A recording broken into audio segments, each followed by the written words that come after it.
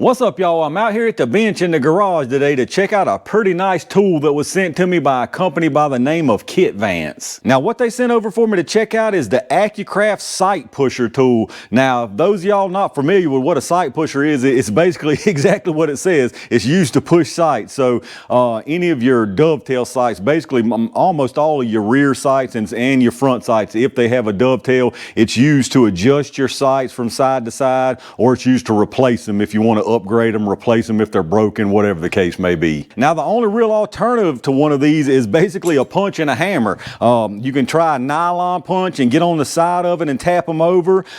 Sometimes that works. Sometimes they're so tight that it won't work. You can get a steel punch and put something over it so you don't scratch up your slide, but then you risk, nicking your slide, nicking your sight. So it's really a headache, or you really got to be very extra careful doing this without one of these pushers. But we're going to take a quick look at this one. I'll show you how it works, and then I'll leave an affiliate code down in the description and a code for 20% off of this thing if any of y'all out there are interested in one. So without further ado, obviously you get the sight pusher itself, you get the instruction manual, and you get a little bag with some Allen keys and a couple of extra bolts for the front of your pusher block here. The first thing I'll say about this one is it is built very nice. It's all aluminum and steel construction, with the exception you got a plastic handle here and you got a plastic little pad that contacts your slide, but everything on this thing besides those two little pieces to keep from wear is all very nice machined aluminum and steel. It makes setup and adjustment real easy with the graduations here in standard and metric, and these guidelines here on the base. I'll show you what those are for here in a second. Now, one thing I'll say is these instructions are not the greatest that come with it. They're a little bit difficult to understand what they're trying to say, especially if you're not familiar with this. So I'm going to show you a couple things that you need to be aware of if you do get one of these and change as soon as you take it out the box. So this right here is how it comes when you pull it out of the box, with the exception of this pusher block. I've already flipped that, but I'll explain why in just a second. And then also this nut that y'all are seeing needs to be removed, but I'll show you where that come from as well. So first thing you need to do is take off these two main nuts up here on the top. Once those are off, pull your upper height block completely off the top there. Now you'll notice they had the parts oriented this way with the big notch cut out here in the front. You're going to want to reverse that. The notch is for a front sight, specifically like a 1911 front sight, where you've got the big spring retaining lug that needs to be set down flat. So you're going to need that surface for a place for that spring retaining lug to go. So if you're working with just a normal rear sight like a slide, you're going to want to turn it around, because that's the base right there that your slide rests on. Now, like I said, this is the platform where you're going to rest your slide at, and that's where those lines come in very handy, because these side wheels here, you can use those lines to come out just a little bit and align the pads with those lines. Now, something else I would say, if you're concerned about marking up your slide, which I would be if this is just an old slide. This slide is no good, not in any use anymore. If I were concerned about it, I would definitely put some masking tape on either on the side of your slide or on those pads, either one. Now, once you're satisfied that those pads are pretty even, at least just on one side, go on and set your slide up on there and butt it up against that, and then tighten up these right here to where it barely touches the slide, and back them off just a hair so we'll be able to adjust it. Now, I told you I had already reversed this pusher block, and that's because you'll notice one set has flats on it, the other set has diagonals, and you'll notice this Glock sight, the sides are diagonal, and I think there's some others that are diagonal. So you just need to pay attention to what the sides of your sight looks like, and then you just take those two bolts out, flip it around, tighten the two bolts up. But in this case, I need the diagonal sides. Now, the next thing I mentioned was this little nut here. And when you get this little nut is actually going to be threaded on the rod up above this little pusher that sets down on the front of your sight to just hold it steady. Now, the problem with having that extra space is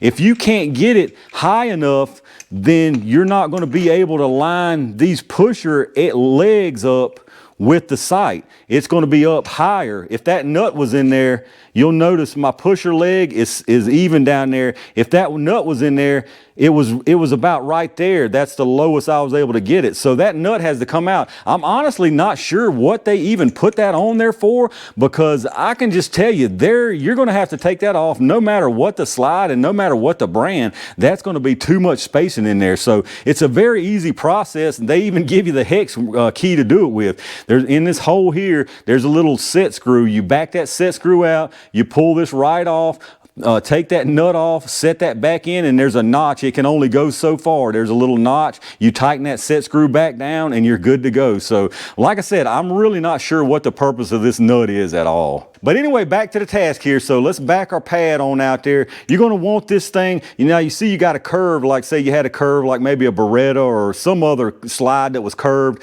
You could use that this direction, but we're flat, so we want the flats. We want as much surface as we can have. So just back it out most of the way, and then this is a eyeballing kind of thing. You're just going to want to adjust this little screw with the pad on it up and down while you're letting that block float until you get that backed out just enough to where you're at as low down on that sight as you can get without touching your slide. So right here, I think you can see what I mean. That's absolutely perfect. A little plastic piece is bottomed out on the top of my slide.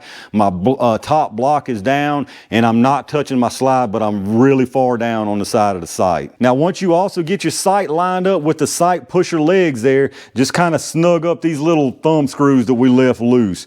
Nothing really crazy. All you're doing is trying to keep it stable and keep it going from side to side. So like I said, I would definitely put some masking tape to protect from scratching your slide up. After that, you're going to want to put these top bolts back on and snug them down. And then there you go. You're set up to either adjust or remove and install a sight there. Now, keep in mind, some brands, your dovetail is tighter on one side than the other, so it's a directional install and uninstall. With the Glock, it just happens to be tighter in the middle, so it really doesn't matter. But most of the ones that are directional I've seen are telling you to go from left to right to uninstall it and right to left to install. But check and make sure before you go pushing real hard if it's not wanting to move. But after that, it's just a simple matter of spinning the wheel. As you can see, the sight's moving. If I were just adjusting it, if I wanted to move it that way, you can see, very, very simple. If I wanted to move it back the other way, totally the opposite. Same thing if I want to completely remove it. As you can see, you just spin. Now, something else I forgot to mention, this thing also has provisions to put this in a vise, so a desktop vise or a bench mounted vise if you want to. But as you can see, it's very, very easy. You've got plenty of leverage to where you really don't even need a vise. But as you can see, it's just simple as that. You just keep on spinning, spinning, spinning until you're pushed out. Now, keep in mind that I almost did it right here, but I'm pretty good. I'm good enough. Just barely left myself enough room. You can see I almost ran out of spinning room, but by that point it was already loose and came out of there. And then obviously, of course, installing it is exactly the same, just the opposite. You just put it on in there.